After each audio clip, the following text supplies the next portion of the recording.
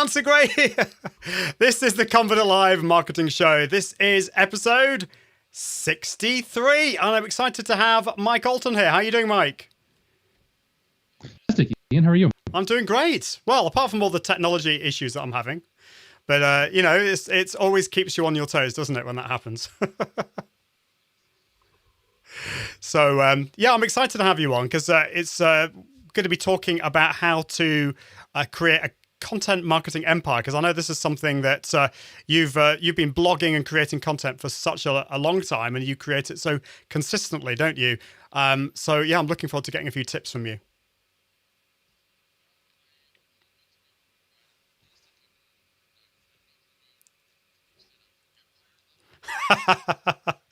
Well, we'll see. We'll see how we get on with that. So apologies, everyone, just to say I had a few technical issues. Basically, Ecamm Lives is still using Skype, and Skype is being a little bit annoying at the moment, to say the least. But at least we can hear you, Mike. And we had a few delays in the intro, but hopefully it'll come through okay. So anyway, let us know where in the world you're watching from, if you're watching the replay or watching live. The show notes for this will be at iag.me/63. The podcast actually comes out this Friday. So if you want to go to iag.me/podcast, you can subscribe to it and get this. Of course, that does mean, Mike, that I have to edit this before Friday, doesn't it? I just remembered that. Yeah, countdown's on. Looking forward to that. Oh, well, there we go. You hold it. Exactly. Well, anyway, enough of gibbering. I think it's time to get on with the main show. So we'll be with you just after this.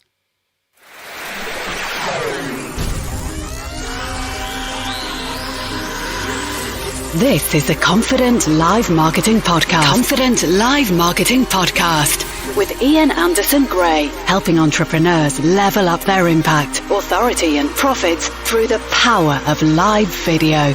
Gain confidence in front of the camera, confidence with technology, and confidence with the content and marketing. Together, we can go live! Hello, Ian Anderson Gray here. This is the Confident Live Marketing Show. This is where we help entrepreneurs level up their impact, authority, and profits through the power of confident live video. And today, this is episode 63. I'm so excited. I've got my good friend Mike Allton on, talking about how to build your content marketing empire. I have to say that's my title, not Mike's, but I'm sure I've gained some information on how we can build our empire using content. I'm really excited about that. But first, it is time to bring in my first sponsor, which is StreamYard. StreamYard is one of my favorite tools out there. It is a live streaming tool that works directly through your browser. And because of that, it works for Mac users and PC users, and it's really easy to use. So incredibly easy to use, and it has all these amazing features, such as the ability to highlight comments on your screen, being able to add titles, having up to 9 guests on the show, so they can be up to 10 people without any extra software, being able to share your screen, add your own brand colors. You can broadcast to Facebook, Periscope, LinkedIn Live, Twitch, and YouTube all at the same time. And you can use green screens if you're feeling really posh. Now, the multicasting part of it is not available on the free version, but all of that, all the other stuff there is available on the free version. The paid version gives you even more stuff, such as being able to add your own logo, overlays, backgrounds, videos, and multicasting to up to 5 destinations, which is pretty awesome. So if you want to find out more, all you need to do is go to iag.me/StreamYard, iag.me/StreamYard. So it's time to bring on my special guest, Mike Allton. Mike is such a cool guy, and we've known each other for such a while. But just to let you know a little bit about Mike, if you haven't heard of him, Mike is the brand evangelist at Agora Pulse, which is one of my favorite. In fact, it is my favorite social media management tool, where he leads their social media marketing team, as well as all brand partnerships and influencer marketing initiatives. He's been writing and speaking about the social media industry for a decade and has a new book coming out in the fall entitled The Ultimate Guide to Social Media Marketing from Entrepreneur Press. Wow, that's exciting stuff. Hi, Mike. Welcome to the show. How are you doing? Very good, thank you. And I'm really excited about that book. Gosh, 40 days out, I think, ish. Wow. I'm not counting. Until it comes out. No, well, you're not new to this whole book thing, though, are you? I believe you've written a book before. I mean, it's certainly one book. Have you written other books before? I've written a couple books. The reason I'm laughing and why you're laughing is because the first book was the unofficial book on Hootsuite. But everything that I'd done before, it was sell to Amazon. So working with an actual and having actual going to be on actual shelves in airports, if anybody goes to airports again, is different and very interesting and exciting. Well, that's awesome. Yeah, it's kind of funny about the whole Hootsuite thing, because actually, in a way, your first book on Hootsuite, that's kind of obviously made a big impact on the world and on you, I'm sure. And that was kind of the Hootsuite thing was really how I got into this as well, because of my article on how 7 reasons not to use Hootsuite. So it's kind of funny. We had a little bit of a coming into the world with Hootsuite. I have to say, so sorry everyone. Mike's video is a little bit kind of not frozen, but it's a little bit, and this has nothing to do with Mike. This is totally my fault because the tech's fault, but you are kind of, well, it's not your fault. It's Skype. It's Skype. It's this okay. Skype, and it's my Skype to Ecamm. So I don't know. There's nothing we can. There's do about nothing it. we can, but we can hear you. We can hear your dulcet tones, so which is wonderful. So I always like to ask my guests on the show. Well, certainly the guests that I know very well, and I can't actually believe this is the first time you've come on the show. Actually, I think we've been trying to arrange this for a while, but you've been a busy boy. Let's put it that way. But can you remember how we first met? Now I know that we could we could talk about, probably from my memories, probably in the Google Plus days. But I'm wondering whether it was probably social media marketing world is where we met in person. I definitely knew you before social media marketing world, because I recall, my first time to marketing world was 2016. Your first year was the year prior, 2015. And I knew you before then. And I remember distinctly how much our mutual friends were pressuring you to attend in 2015. And I remember you saying after the fact how much fun you had, how great it was to see everybody, how they were all very warm and welcoming, and a really nice experience for you. And that was one of my motivations for going the following, because I was out of pocket. I had to pay my own way. The business I was working for at that time wasn't going to pay for me to go to a marketing conference. It's a motivating factor for me, which is why I remember it. But obviously that means I knew you before then. Where I have to assume you're right. We must have met on Google Plus in the early tweens. It's funny, isn't it? Trying to remember where we first met, because I think sometimes like the virtual world and the physical world, they're all over the place. I mean, certainly the virtual world, with so many platforms out there, with Google Plus and Facebook. But I know a lot of us met on Google Plus, but we're not going to talk too much about Google Plus because we'll get all teary-eyed, which is not what we want. So yeah, we could reminisce on all of that kind of stuff. But I want to kind of move on to the main topic really, which is, now this is going to seem like a bit of a silly question. Because I know what the answer is going to be, but I think it's important to ask these questions. First of all, is content marketing still important? Well, okay, of course, but why? Why would you say content marketing is still important? Why should we be investing our time in it? Well, the funny about content marketing is it's not new and it's not going away, because at its core, good content marketing, solid content marketing is storytelling. And as a species, we've been doing that since cavemen, literally cavemen. It's not going to change anytime soon. Now, an argument can be made in terms of the format of the stories, right? People can argue, should I still be blogging and writing down those stories versus speaking them versus video, podcasts, and so on. And there's discussion and conversation to be had there in terms of format. But content marketing as a way to tell your stories, to tell your customer stories, that is not going away anytime soon. I think you might be right on that one.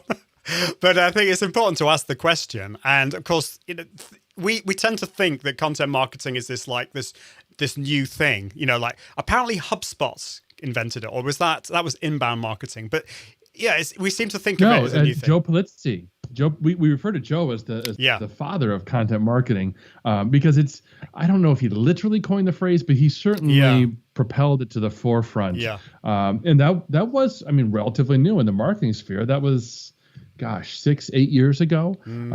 So yeah, before then it wasn't really a phrase. So the phrase itself is new-ish.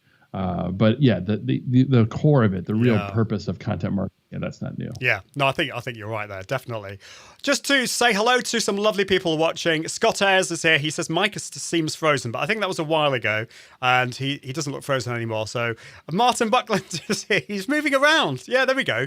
Martin is watching from Toronto. Great to see you. And Carrie Ray's here from Cleveland, Ohio. Oh my goodness. And Carrie actually says it's looking okay this end at the moment, but yeah, anyway, it's live video is what it is, isn't it? That's just the thing.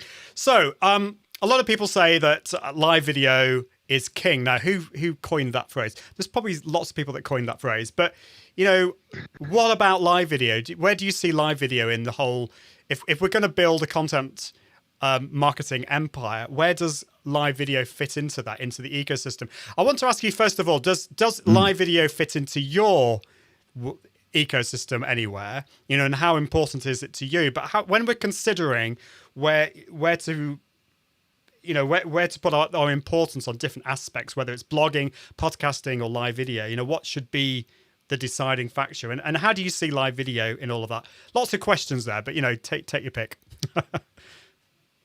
I think I can handle that. Yeah.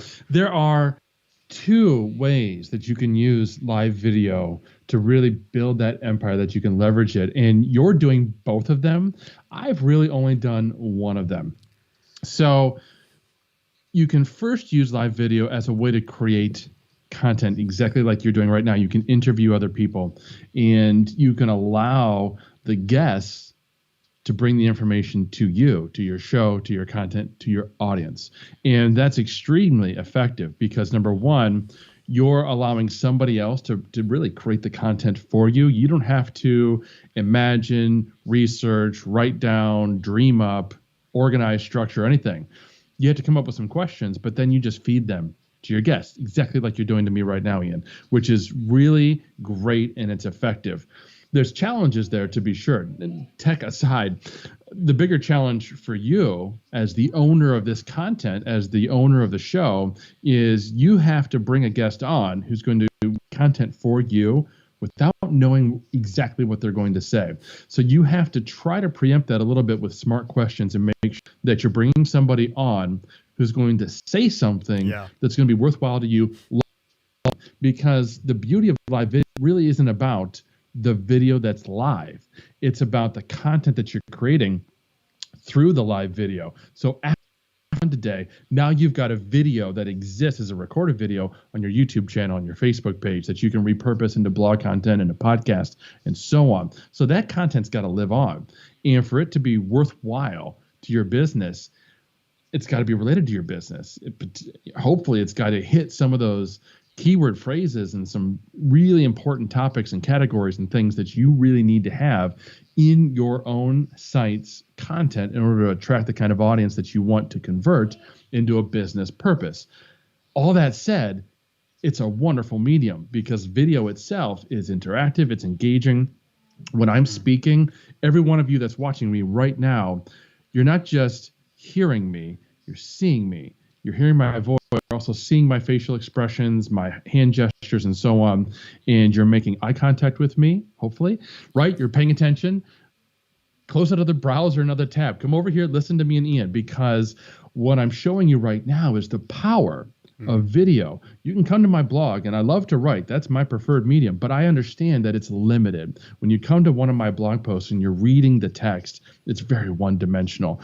You can kind of hear my voice if you know me through the writing, but it's not as powerful, it's not as impactful as you sitting at home right now, hearing me in your head and seeing me with your eyes and processing everything that I'm doing right now. So that's a very powerful medium to leverage. That's the first thing that one can do with live video is create the content. And you can go solo, you can bring on a guest, you can bring on multiple people. That's all just formatting questions that you can figure out. Yeah. And if you do that, on a regular basis, whether it's weekly, every other week, monthly, it doesn't really matter. It's just content. But if you're doing that on a regular basis, you're now creating an archive of content, and hopefully you're repurposing it and bring it into your own site so it exists within your site. And we can talk about that for sure. But the second thing that you can do with live video, and this is where I excelled, was to do exactly what I'm doing today, which is to appear on somebody else's show. Right now, Ian, I'm talking to you, but I'm also talking to your audience who's watching now and who will continue to watch in the days, weeks, and months to go on from here.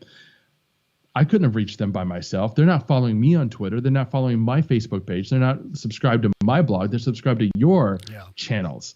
So when I come on your show, and hopefully I share a little bit of expertise, and I demonstrate a little bit of authority, I'm making a positive impression on them. That was a big light bulb moment for me, a watershed moment for me. And it was, 8 years ago, I started appearing on Google Plus Hangouts on Air, which again, I think that's probably where we met, because I was probably on somebody's show, like Mia Voss or somebody like that, who was doing their weekly show way back then, before school. And I was able to meet new people, and they were able to meet me in a very new and interesting way. And again, it was the power of live video, right? They were able to see me on video. They were able to hear me. I was able to make that impression way stronger than I ever could have done with the written word. So for those reasons, I think live video is extraordinarily powerful. Yeah, love all of that. My goodness, my brain is buzzing with so many things there that we could talk about. I mean, we could go to, we could just briefly talk about the Google Plus thing, because actually we tend to think live video is like Facebook Live brought it in 2016, but of course there was Google Hangouts on Air, and that was my first live video experience. And I have to admit, I've talked about this before. I was petrified the first time somebody asked me to go on a Google Hangout on Air. I can't remember whether you were on it or whether it was anyway. There's a group of us, and I was petrified. And I kind of feel it's interesting. So to tie it back to, you say that your preferred content format is blogging, but you totally see the power of video. And I totally agree with you. All those things. The fact that, yes, you are a great writer, Mike. But what people also want to know, they want to know a little bit more about you. They want to see your mannerisms, how you act. They want to see your face. And actually, you coming on a video is a great way to find out the real human behind the pen, or the keyboard, And so I think that's really powerful. But yeah, it kind of reminds me. Again, we're going back to Google Plus, and we're going to get all teary-eyed again. But I remember my first Google Hangouts on Air being absolutely petrified. Can you remember your first live video experience, and how did you feel about it? Very much. In fact, I've been doing a new talk recently that developed a small business organization for me to refocus, and I shared that story. I shared how my first hangout on was actually a lawyer. It was probably 2012. They wanted me to teach them about Hootsuite. Wow. And so if I got the invitation, of course, I was like, yeah, I'll talk to a bunch of lawyers who've got money, and I can, make an impression and sell some things. That makes total business sense. And then after I agreed to it, and we set the calendar date, I was staring at that thinking, oh God, what did I just going to say? And this wasn't even an interview format, which is considerably easier than going solo on a live video and presenting, right? Because here you and I, we're having a conversation. Yeah. We haven't talked about what we're going to talk about other than content, so there was no preparation, and that's totally cool. I can do this off the cuff. But if you were to ask me to teach you for 45 to 60 minutes about a particular topic, I'd probably want to have that prepared in advance. And having never done that before, never doing the live video before, I was petrified. Yeah. It's scary. It's scary stuff, and particularly doing those solo shows. I always recommend that people start their live video with a guest on the show, and it's like a conversation. Yes, the technology can be a little bit more tricky, particularly if Skype is involved, but we'll put that to one side. It's a lot easier because you're having a conversation, and that's what we're doing, which is great. Well, that's fab. So I mean, we've talked a lot about repurposing on the show, and the fact that once you've created that live video, you can then repurpose it into lots of things. And we'll probably come back to that in a bit. But blogging, I think, is I think we both have a real love of blogging. I kind of have a love-hate relationship with it, if I'm going to be totally honest, because I'm a bit of a perfectionist, and I like to write. Well, I don't know whether I like to write, but I end up writing ridiculously long, in-depth. You choose. I choose to do that. Blog posts, and they take me a huge amount of time and effort, but they've always been so powerful to me, and without blogging, I would not be here today. I wouldn't have had the opportunity to speak at big conferences and had the opportunity to meet people and create live video, which is kind of how I got into it. And in many ways, I feel like a reluctant live video guy, because I had to force myself into this from blogging. But because I think of all the difficulties that I experienced over the time, I think I'm in a good place to help people who've gone through similar situations. Anyway, that's by the by. Coming back to blogging, where do you feel blogging fits into the whole empire or the ecosystem of content marketing? It's obviously your first love, if you want to call it that, but how does that fit into this world? If you're going to be embracing live video, can you also be embracing blogging? I think you have to. I think if you are running a business and you want to actually have sales and improve your business bottom line, you have to write. It's not an option. It's not something you can do if and or. You must create written content on your website. It is the only way that it is going to get ranked in Google. It is the only way that a portion of your audience is going to choose to understand who you are, what you do, and whether or not they should buy from you. Now, it could be as simple as a homepage with great text and an about page, but that's not going to rank well. You might convert if you can get the traffic to it, but you're not going to get a lot of Google traffic if all you have is two.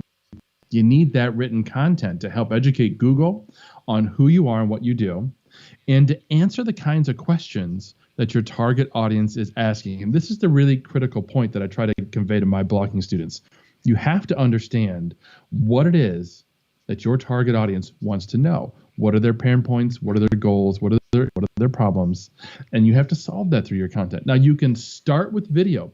You can absolutely start with video. And if that's your comfort level, if you'd much rather talk to somebody than write it down, if you struggle to written content, you can start with video or podcasting, but you need to convert it into written content at some point, or start with the written content if that makes you feel better. That's where I prefer to do.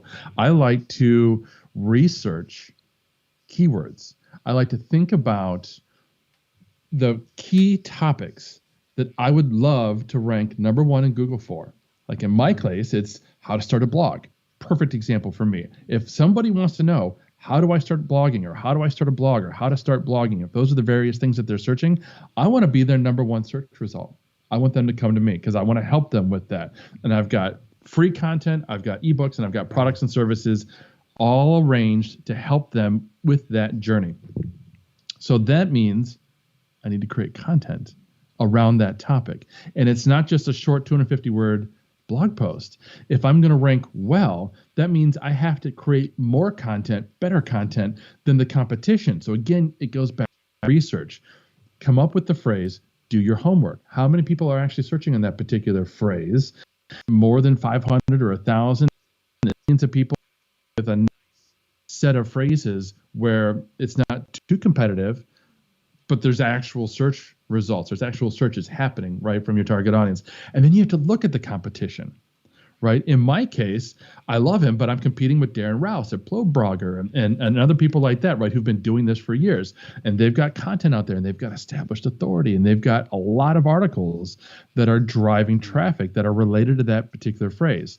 So I teach my students to envision in a pyramid, where at the top of the pyramid is the key page that you would love to have ranked number one. And usually this is tied to a business result. It's a product, it's a service, it's something you're selling, or maybe it's to sign up for your list. But there's a tangible business result that will happen once people hit that particular page. And then below that, we want to fill in that pyramid with pages that dive into aspects of that topic, whatever that topic is. Like in my case, I have an entire series all about WordPress, which is the platform you need to start a blog. And then I talk into promoting the blog and repurposing the blog and making money from blog. These are all major topics that I key in on. And then I've got individual blog posts that hit those themes, those notes over and over and over again. Top 10 ways to make money blogging, top 10 themes for building your WordPress site. These are all pieces of content that I've either created or will create or am in the process of creating so that I can build that pyramid and start to drive actual traffic. Now, compare that inversely with someone who is only creating video content. Where are they putting it? YouTube, maybe? Okay. Well, if they're selling products and the videos serve that purpose, that's great. But if all of the business of their business is happening on their website, then the YouTube videos aren't helping them. They need to drive traffic someplace. And then the traffic that gets driven to the website, they've got to do something. They've got to learn about you. They've got to come to an actual buyer's decision, AIDA, right? Where they have action, interest, decision. That has to happen on your website. And it's just not going to happen if you don't have written content. It's kind of tough love, really. I mean, what you're saying is totally true. Yeah. It's going to sound like hard for some people because particularly if you prefer creating video first or audio content first. So this could be the same if you're a podcaster.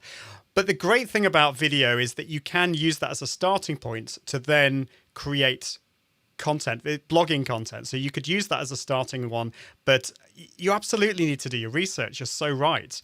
You need to do the research, see what is going to rank well, whether it ranks well. If it's going to rank well on Google, it's probably going to rank well on YouTube and Facebook too, but do the research.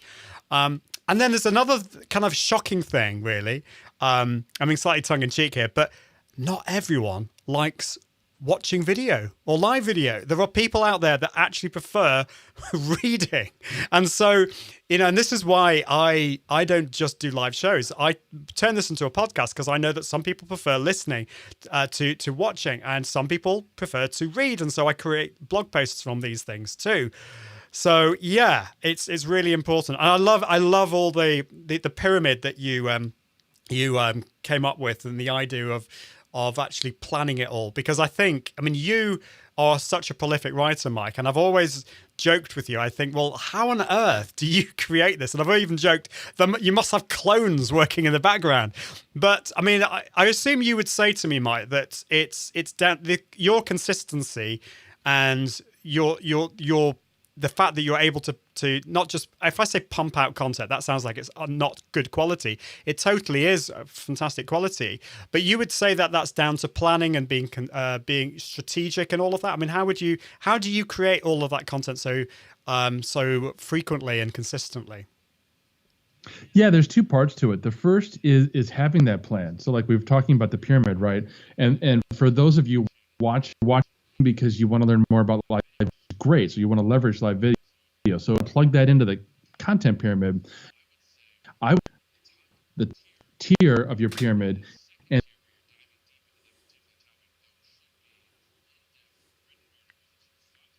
thought through, you've taken the time to write 2,500 word articles, but then that appears in all live videos that you transfer. It's a great way out. Yeah. That your dream topics that you can talk about, and in this particular case, people that you can talk to about those specific topics. Like I might want to talk about affiliate marketing, about how to make money blogging. So I go out and find somebody who's an expert at affiliate marketing, and then I might find somebody who's an expert at creating their own products, and then I might find somebody who's just an expert at WooCommerce and really dive deep into that particular plugin for making money and selling products on your own website. Those are all really easy solutions to creating that content. But here's the other thing that I do, and the reason why people like Ian, you tell me I'm a prolific writer. I have a system for capturing ideas. I use Evernote. And so anytime I have an idea for a blog post, whether it's I'm sitting and deliberately thinking about, okay, what could I write about? Or I'm having a conversation with somebody like you, or I am having a email back and forth with a client. these are all ways that ideas might come to you for new pieces of content. And as soon as that idea comes to me, I pop it into Evernote because I probably don't have time right this instant to write that out. Just a few seconds ago, I said top 10 WordPress themes for a blog. I haven't actually written that post. That just came into my head. I should probably write that down because that would probably be a good piece of content for me to have on my site. And I guarantee that in 30 minutes from now, I'm not going to remember that I thought of that. Yeah. I won't. My brain's not that good. So I capture that. So then when I do have time to write, and for me, I usually write on the weekends, Saturday and Sunday afternoons. My girls are getting older, but my youngest still naps. So I still have 2 to 3 hours on Saturdays and Sunday that I can come up to the office. I don't have to work. The house is quiet, and I can just sit down with my thoughts and I can write. And here I can go into Evernote and I can look at the ideas that I've had. I can look at the articles that already started perhaps, right? And just find one that speaks to me at that particular moment. And here's another trick for writing quickly. Trick's probably not the right word, but if you write about what you know, it goes a lot faster and a lot easier. And this was my challenge to you so long ago, Ian, was that the content that you create is fabulous. And I know the work that you put into it. I've collaborated with you on some of the content that you've written. And I know the amount of effort and research and time it took to create these articles, 7 reasons not to use ...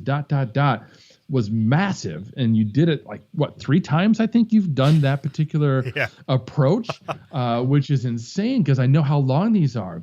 Those are research projects, right? Those are college reports, essentially. And for most of us, that's not the kind of content we need to create on a regular basis. Those are wonderful, what I would call pillar posts, like once a quarter, maybe twice a year kinds of pieces of content. Most of the time, we should be sharing what's already up here. The information that we've gained, the experience that we built over the years, and most importantly, exactly what I said at the outset, the stories that we already know about ourselves and more importantly, about our customers. Yeah, that's so true. So true. And I wonder whether there's also a bit of a mindset involved in all of this. And some of us suffer from procrastination more than others. But I think if you know why you're doing it, I mean, Mike, you know why you're doing blogging. You don't just enjoy it, but you know why you're doing it, and there's an outcome to it. Some of us don't always enjoy the process of blogging. I find the thought of blogging, the thought of starting an article is usually pretty horrendous. I'm thinking, I've got the 7 reasons not to use whatever it is, and I'm thinking, oh my goodness, this is going to be so difficult. But then when I got started, you can't stop me. You can't stop me. And so sometimes you have to do a little bit of mental foundational work before you get started, I think. I could just see there's a few comments here just before we get onto the next section. So there's somebody called Facebook user. So this is somebody in a group. Unfortunately, we can't see who you are. Who says, OMG, it's Mike Allton. And Carrie Ray says, I'm a big fan of both of your blogs, Value Bombs. And Carrie also says, I haven't finessed my best way to do the research. And so I end up in the never-ending research cycle. Any comments on that, Mike, about getting kind of, getting in the research cycle and not being able to kind of get out of that? Yeah. So the first step would be to do what I just mentioned, to not tackle a research if you possibly can. If it's a subject that you don't know very much about, I would honestly, again, tough love here, question, why are you writing about it? Why are you blogging about that if you don't know that much about it? If that's why you're researching. Now, there's other reasons to research for sure, and I've done them. If I want to teach somebody through my written content how to do something, particularly if it's a tool, that's going to become a bit of a research project because I'm going to have to get screenshots and I'm going to have to walk through it myself, and write down step by step. Here is how you install a Facebook pixel. You go here and then you go here and then you click that, and that's time consuming. But I would also argue if I'm doing that approach, it's not hard. It's just time consuming. Again, I know what a Facebook pixel is. I know how to do it. I just have to walk through it and take the time to screenshot it and document each step. Some would call that technical documentation. So a lot of it just goes back to questioning, why are we doing this in the first place? Is this really valuable content? Does my audience really want this? Does it need this? Is this going to push the needle for my business? And now if you can answer yes to all of those, accomplished already is motivation. Yeah. If you can prove to yourself that your audience wants this research information, that they want this article, and that it's actually going to move the needle for your business, that's a mindset shift that you can do for yourself to keep reminding yourself, okay, this sucks. I hate this. This is not fun, but I know at the end of the day, this is going to help me. And trust me, I have been there before. There are things that I've written for my own blog. It wasn't fun. It wasn't a topic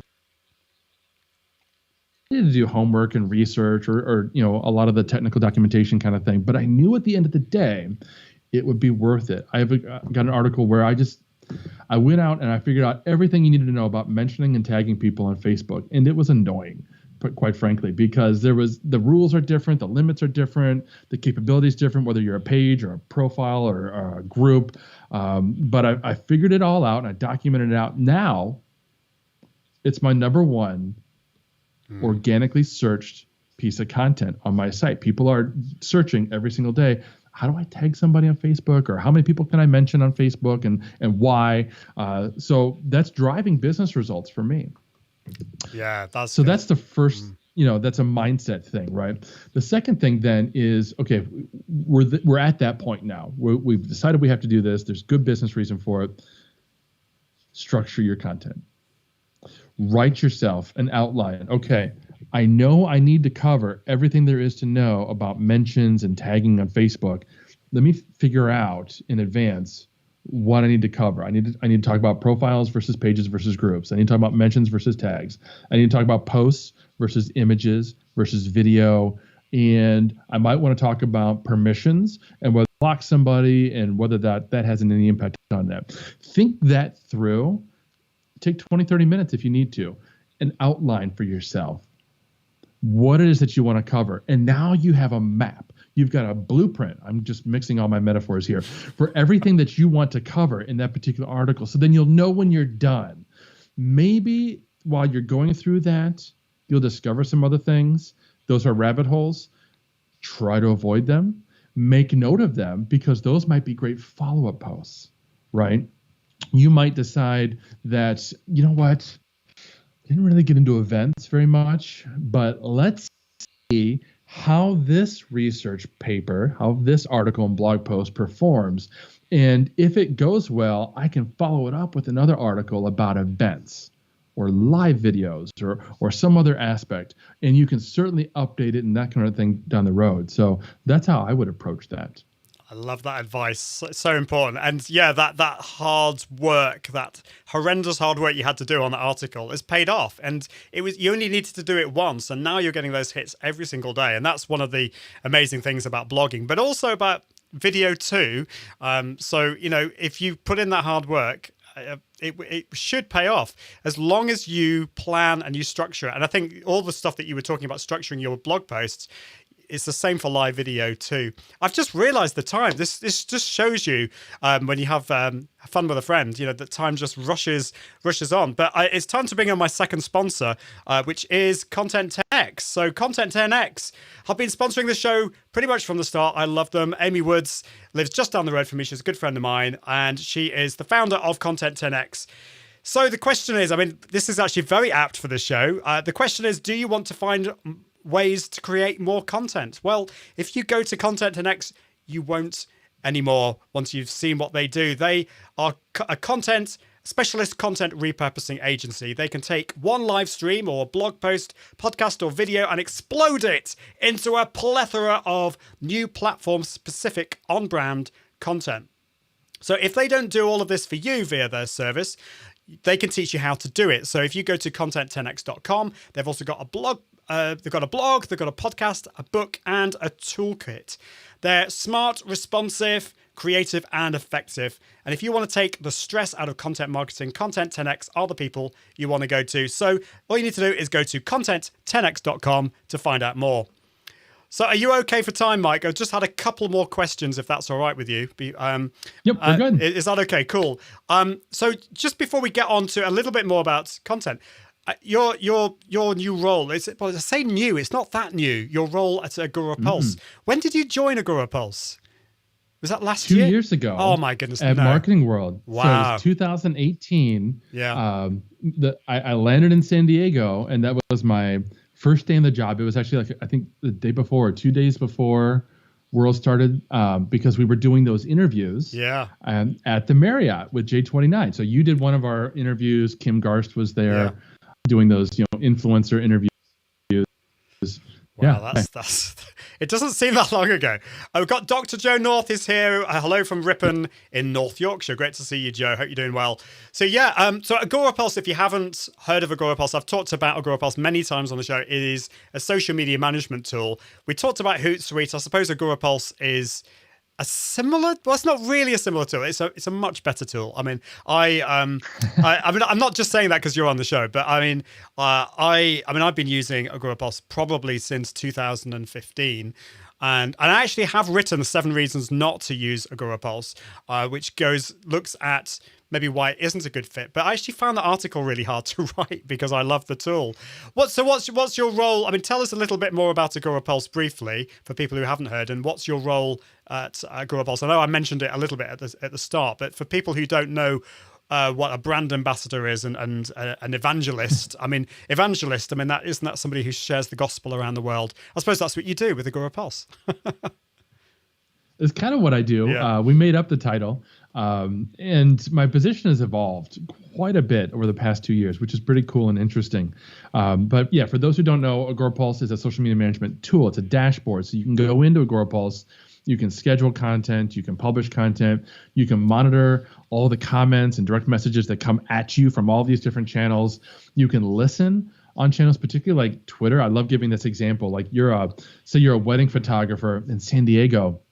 You can be listening for conversations on Twitter that brides are having about potential venues and that sort of thing. And you can jump in with helpful information, and you can have that search geofence. It's a really cool feature. And then, of course, you can have beautiful reports on everything that you're doing and the success that you're achieving through social media. And you can be using that for your clients as well if you're managing social media for other people. So that's what Agora Pulse is. What I do is I manage our relationships with people like you, Ian, who are teaching others how to use social media the right way. And I get to spend all my time developing those relationships and working with you. Like we worked together on that article, 7 reasons not to use Agora Pulse, which again, sounds hilarious, but it was great for us, right? We helped identify through that piece of content reasons why an individual business owner wouldn't want to use Agora Pulse, and therefore they're not wasting their time. They're not wasting our time by going through a trial and asking questions when what they really need is tailwind for Pinterest, for instance. So those are the kinds of fun things that we get to do. And now over the years, my position has evolved. I started off, it was just me managing our influencers. And then I started to manage our brand partnerships with brands like Thinkific, right, who are really great at what they do. And we kind of complement each other in a lot of fun ways. And then I took on our content scientist, and then we hired a social manager, which strangely, we'd never actually hired a social media manager before. And then we hired a community manager and a director of social media education. And now all of a sudden, 2 years later, I've got a team, and I'm basically in charge of anything that has to do with our brand online, mostly our social media channels. So now I'm managing all of our social media, and it's really interesting. Wow, that's a lot. It certainly has evolved from the start. And the team, well, it was just you at the start, wasn't it? And then the team around you has grown. So it's amazing to see how that's happened, and amazing to see how Agora Pulse has grown. I mean, I remember the days when Agora Pulse was very small. I met Emmerich, who is one of the co-founders of Agora Pulse, and actually through Emmerich, he was one of the main people that encouraged me right from the start. Without Emmerich, I would not be here. So a massive thanks to him, and hopefully at some point I can have Emmerich on the show. Well, that's awesome to hear that story. So I wanted to let's go on talk finally just one last thing really, which is to do with promotion and expanding reach, because this is the question I get a lot, and we can focus this on both blogging and live video as well, because we've said that doing both is going to be really important. You can't just do one without the other. And so how can we plan to promote our content more efficiently? And as I was joking with you kind of before, this is an area that I don't do a particularly good job at most of the time. It's something I'm working on. But I find that with so much else, with so many other things happening at the moment, with the kids, we're trying to homeschool them at the moment. They're still not back at school and all this stuff. How do we find time to promote our content more efficiently? Well, you're right. Today in particular, everything is harder. And so the first advice that I would give everybody listening is to give yourself a little bit of grace, because today things suck. And we're all going through that, and we all understand it, so like I wasn't giving you grief beforehand for not pre-promoting, and that's fine. Whatever we need to do to get through these days until we can get back into some semblance of what we would expect to be able to go through our lives.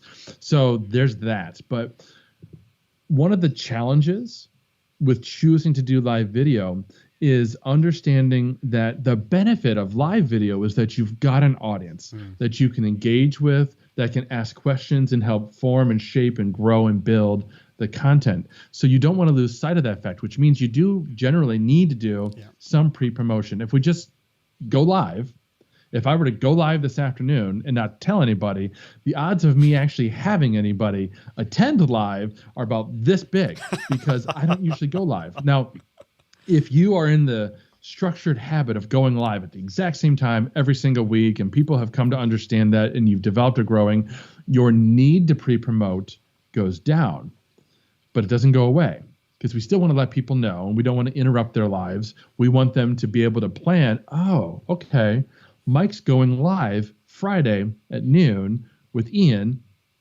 about this topic. I'm going to calendar that in. I'm going to pencil that in, or make a note, or set a reminder, or click the get reminder button if you're using Facebook Live, because I want to be there. I want to watch. I want to learn from Ian, and I want to ask Ian questions. That's the power of live videos. You're giving the audience the opportunity to connect with the guest and ask questions like they never can or won't ever be able to do in another setting. So that means typically sharing on your social profiles, scheduling if it's possible. If it's not possible, like in your case, Ian, I'd say, make a Facebook event and have that 5, 6, 7 days out in advance that you can share out and let people know. And then when you go live, it's a fairly easy manner to pop a link to the actual live broadcast into the Facebook event. So you can have that, and you can tweet it out. You can do a countdown. At Agora Pulse, we go live every Friday at 1 p.m. Eastern time. Jennifer, our social media manager, she interviews a guest. I'm behind the scenes remote producing. So on, I think, Wednesday afternoons, I create the scheduled live, and I also have the scheduled event on YouTube. And then when we actually go live, we go live to Facebook, YouTube, LinkedIn, and Twitter. Meanwhile, she's been scheduling out tweets. This is Agora Pulse, right? So she says, I want to make sure I've got a tweet going out an hour beforehand and 15 minutes beforehand saying, hey, we're going live today with Mari Smith or Ian Anderson, Stephanie Liu, or somebody, and you need to come and learn things. So all that happens before you even go live. You can even have some tweets scheduled to go out. You're live. You could have tweeted right now, I'm live with Mike over here. We're talking about marketing. Come join us. So all that's great. It helps you prime the pump, get people excited about it, get others content, because people come and they're liking and they're in your video, and now their friends see it in their feed because they liked, commented there. After the fact, now that's a whole nother thing. After the video's done, or after your blog post is published, whatever you're doing to create that content, now we need to promote it even more, because other people need to know about it. So this is where it's super valuable to have an email list, to have built up social followings and an audience there on social, and to be sharing it into all those different places. Now, to do that, I have a checklist. It's in my brain, but you can put it on a Google Doc or a spreadsheet or whatever you want to do, and do the same things every time. And it's important that you do the same things every time. First of all, so you don't miss a step. Second of all, you get good at it, right? If we do the same thing over and over and over again, it becomes a habit and we become more skilled and expert at it. And when I say it that way, it's because we're not just blasting everywhere. Social works. If I just blast my stuff on social, it won't work. People won't engage with it. They won't click through because there's nothing in it for them. Yeah. You have to spark some engagement, some conversation, some discussion. You have to tell people, hey, I just interviewed Melanie Dietzel, who's got this amazing framework for content that makes it easy for you to create sustainable systems for content marketing. If that sounds interesting to you, you might want to read the interview I published on Sunday. That's the kind of thing that I share to social media, which takes a little thought, right? When I've hit publish on the new piece, now I got to think about, why would my audience want to read this? What am I going to say on Twitter, on Facebook, on LinkedIn, on Pinterest, right? That will get them interested enough to click through. And so there's this initial slivers that I do to all my social networks, all the channels, all the platforms I've created. And it's maybe a little bit different for each one. I'm going to use hashtags on Twitter. I would have said I'm not going to use on Facebook, but they're coming back. So maybe I would use today on Facebook. Then we also have to think about, okay, that's today. What about tomorrow? What about a week from now, 30 days from now, 90 days from now? Where, first of all, not everybody's on social media at the same time that I'm promoting a piece of content, right? I've got over 50,000 followers on Twitter. If I send a tweet today, they're not all there. So they're not all going to see it. Even if the algorithm was going to be blessing enough for me to actually get it in front of them, they're not all online at this moment. Some of my Twitter followers, they're not going to check Twitter until tomorrow or the day after, which means it's important to reshare that content. So I like using Agorapulse for the ability to repeat certain pieces of content, but I'll also share two other tools with you. The first is Revive Old Post. It's a WordPress plugin. And I've started to kind of swear by it because I don't have to think about repeating the content to certain channels.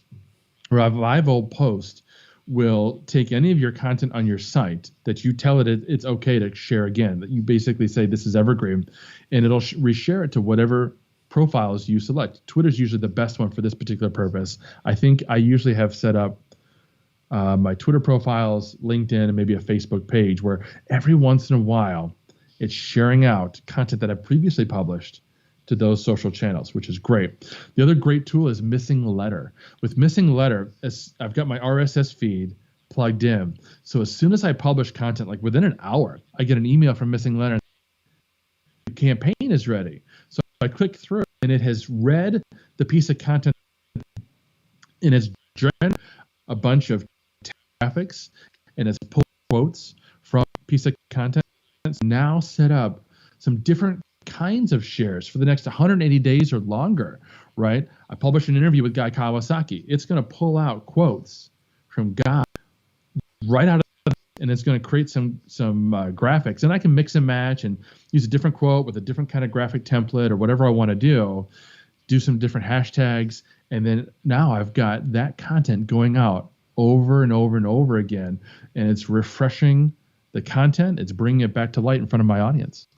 Yeah, I love Missing Letter. It's a great tool. We actually had Benjamin Dell, the founder of Missing Letter, on the show a few episodes back. He was talking because the other thing he's created is what's it called again? It's about summits, the virtual summit software. I can't remember what it's called. Any ideas what that would be? I think you've used it before. The Hey Summit? Hey Summit, that's the one. Thank you for reminding me. I didn't know he was involved in that. Yes, okay. yes.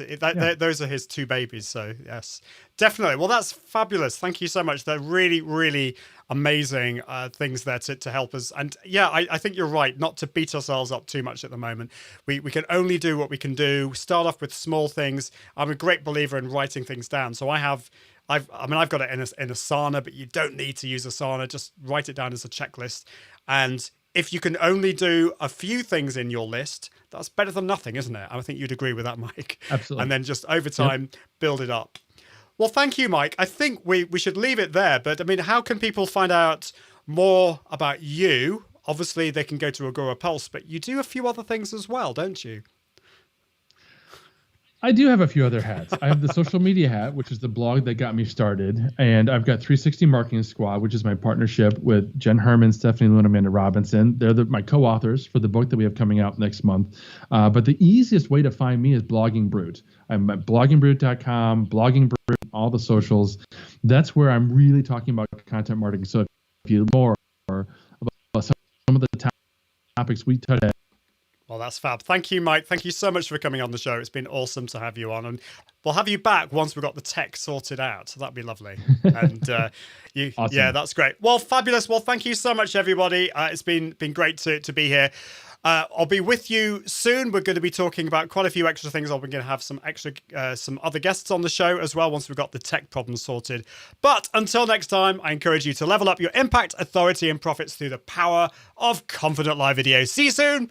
Bye. Thanks for listening to the Confident Live Marketing Podcast with Ian Anderson Gray. Be sure to join the community at iag.me, where you can continue to level up your impact, authority, and profits through the power of live video. And until next time, toodaloo.